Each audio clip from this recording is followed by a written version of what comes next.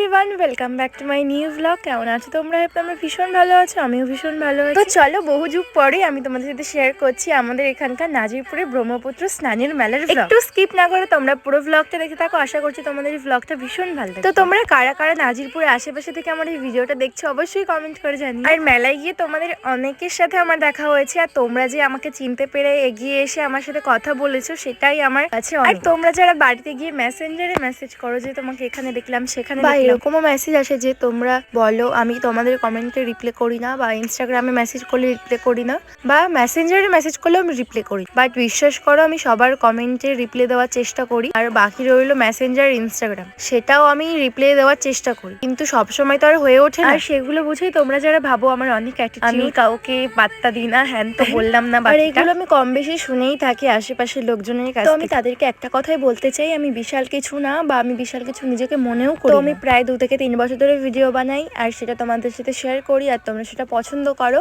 সেটাই আমার কাছে। তো যাই হোক, আর বেশি কিছু বললাম না। আমি অনেকদিন ধরেই ভাবছিলাম তোমাদের সাথে এই ব্যাপারটা শেয়ার করব, বাট শেয়ার করব করে আর করা হয়ে উঠছিল না। আজকে এই ভিডিওর মাধ্যমে তোমাদের সাথে শেয়ার করলাম। তো চলো ভিডিওতে ফেরা যাক। আমরা মেলা ঘুরেছি, প্রচুর খাওয়া দাওয়া করেছি, অনেক ক্লিপই তোমাদের সাথে শেয়ার করতে পারলাম না কারণ তখন আমরা খাওয়ায় ব্যস্ত ছিলাম। যাই হোক, তো চলো আজকের মতো ভিডিওটা এ পর্যন্তই। দেখা হচ্ছে নেক্সট কোনো ব্লগে, আর ততক্ষণের জন্য টাটা।